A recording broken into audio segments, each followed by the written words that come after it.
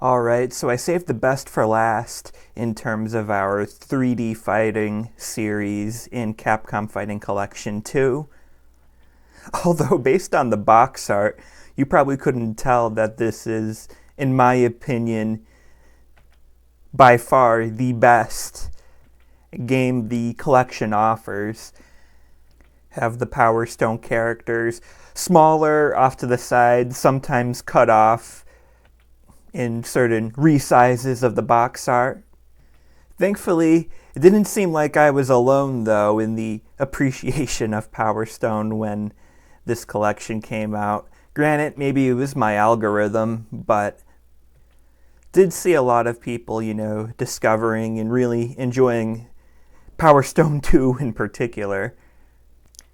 For those who don't know, and aren't paying attention to the gameplay in the background, one of the first descriptions that you'll see that I would say is fairly accurate is that it's like a 3D Super Smash Bros., which is as amazing as it sounds.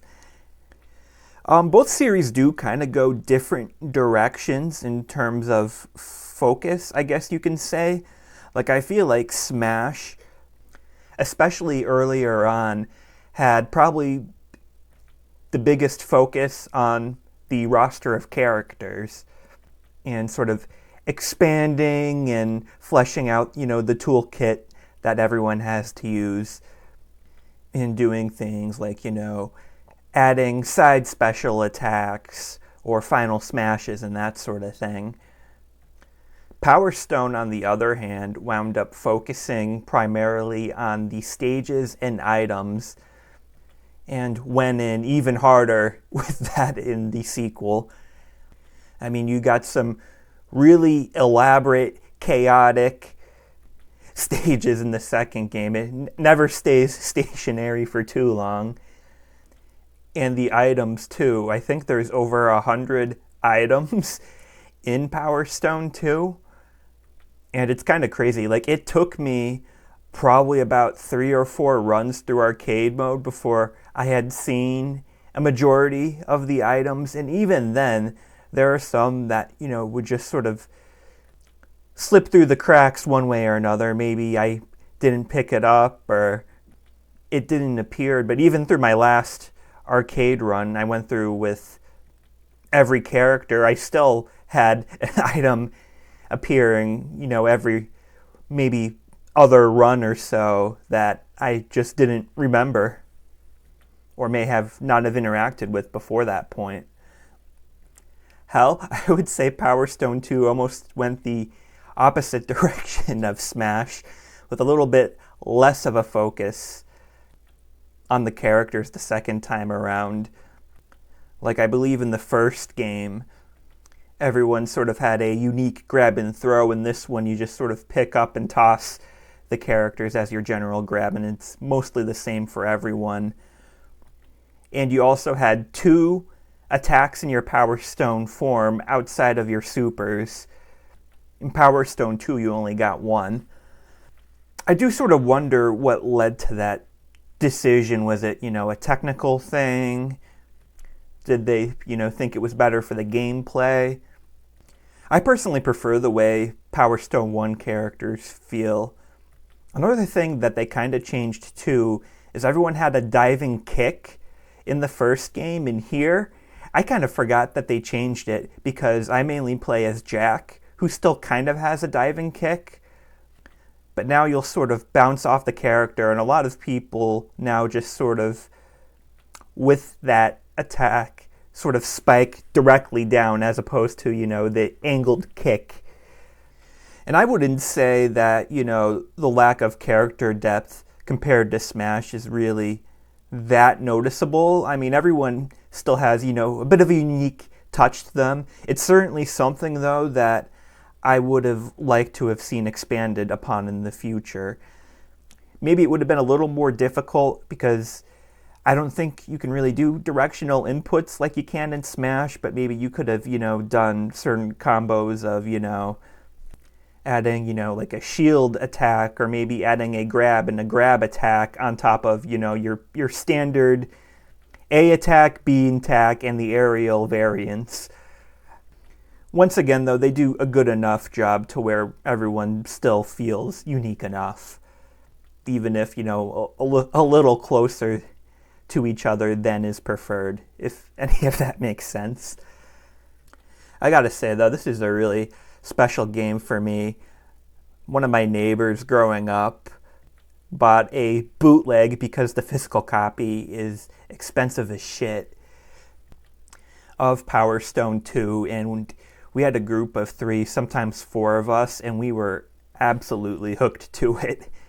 I remember one time we had like a massive snowstorm, and we built a giant ass igloo that I think it was just 3 of us then, and we fit in it with some extra room, and that neighbor's Dreamcast, it was on the way out. I remember it was overheating, and we had like the plate removed to get more air on it. Sometimes, we would have a fan on it. So they just kind of said, fuck it. If the igloo collapses on the Dreamcast, it probably didn't have that much more time anyway. So we got like a big extension cord hooked up the Dreamcast, and we're of course playing Power Stone 2 in an igloo. Just because we could. We'll say it wasn't, obviously the optimal setup. I think we only did, a match or 2. And then it was only like a few weeks later, I believe, that we were once again playing Power Stone 2. This time we were trying to make it through the arcade mode all the way, which we were having a lot of trouble doing, especially with the final boss. The final boss is really tough. You got to fight like some mobs before the final boss. So, you're outnumbered. Hopefully don't lose that much health. And then you got an entire boss fight after. And I remember we were really close. The Dreamcast, I forget what indicator we had that it was close to overheating, shutting down or whatever. I think maybe it was, making some sort of noise or whatever. And we heard it. And we were so close. And we knew we were risking that Dreamcast by, you keeping on going and trying to get it. And we got it. And right in the ending where you're escaping the castle on the plane, the Dreamcast was done. Not just for that session, just in general. I don't know if said neighbor ever repaired it, but that was the last we played on the Dreamcast. And I remember us frantically like, did we beat it? Was there like a secret, extra boss there or like a mini game with the plane? And luckily there wasn't. We did beat it. We just missed the final 10 seconds of the ending and the ability to put our initials for the high score. But yeah, I remember a few years ago I just really wanted to play Power Stone again, so I bought a PS Vita specifically just to play Power Stone. That's what you got in the background. I exported it and was running off a PSP emulator. I fucked up some of the controls back there for a little bit and did a fast forward and brought up PPSSPP's interface there. But it is fun solo, but this game is really meant for multiplayer, which kind of makes, and I hinted at this when I talked about some of the previous series, the mismanagement of this series that makes my little box art saltiness look more like just a little nitpick. The Dreamcast was a great console. It was a great fit for Power Stone, but I looked up when it released, and it was less than a year before the Dreamcast was discontinued, especially outside of Japan where it was even later. That might be why it's so expensive now on Dreamcast. And then, once again, they gave it another shot on the PSP. And once again, I love the PSP. I think it's a great system. But let's be honest, not necessarily the best fit for Power Stone. I feel like portables, besides like a handful of really popular series like Mario Kart or Pokemon or Animal Crossing, really take off in the multiplayer department. Portables are more, that single player experience, and it just isn't a good fit, even if the install base was there and it wasn't, at the end of the life of the system. And yeah, I just can't help but imagine how differently things may be if Capcom just simply gave this game a PlayStation 2 port. Hell, I feel like they could have even really used it at the time. Like, I feel like Capcom's fighting game output pretty much from Marvel vs. Capcom 2 to Street Fighter 4 was, not at its best, to put it lightly. And I don't know, I just feel like this series especially would have been, fantastic at the time across the board to see expanded on, or at the very least a port. Although I'm, appreciative that, we got what we got now. At least it's, pretty easy to access now, and on, platforms that, you can play online or locally. The only thing I hate about it is that it's kind of tied now to SNK. And what do I know about licensing? Maybe issues will come up with, the first Capcom Arcade Stadium and, the first Capcom Fighting Collection and the Beat 'em Up Collection. But I feel like that's less likely if Capcom owns everything in the collection. But now that you got this third party in there, like long term, I'm worried it'll, eventually get delisted if, they just, SNK and Capcom just don't feel like renewing and whatnot. Granted, it is probably a little, safer than, say, Marvel versus Capcom Collection, but you never know. Almost wish it was like Arcade Stadium, where you can get the games independently, maybe save a little money and, rid yourself of that potential issue down the line.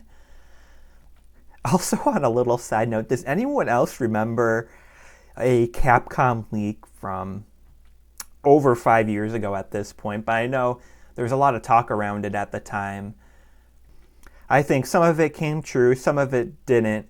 But I think in it, well, actually, let me correct myself. I know in it, it mentioned a Power Stone remake. I think the time frame, though, was around when Capcom Fighting Collection 2 came out. So I do wonder if that was true. If, maybe the success of, Capcom's other re-release collections may have incentivized them to go this direction, or, if it just overall started out as a remake of the two Power Stone games and eventually turned into what we would wind up getting. Overall, though, I can't recommend this game enough. I honestly have recommended this game to so many people in my real life whenever, we just generally talk about games and that. And, out of probably the, at least couple dozen people I've recommended this game to, only one person had ever even heard of it. I believe they played it as well. But I don't know. Capcom, please do more with this. There's so much potential here. Especially now, too. I wouldn't say it's necessarily a direct competitor to Smash, but I feel like there is, a solid overlap there. And now you're in a spot where, Smash is a bit up in the air as to, when we're going to get another entry. If Sakurai is even making it, it may not have even started production yet, since Kirby Air Riders just came out. And, Nickelodeon and Warner Bros. Attempts at the genre are kind of over with now. Like, I feel like that audience might be hungry for something soon. What do I know? But, at least that's what I hope. And, hope Capcom sees and, capitalizes on.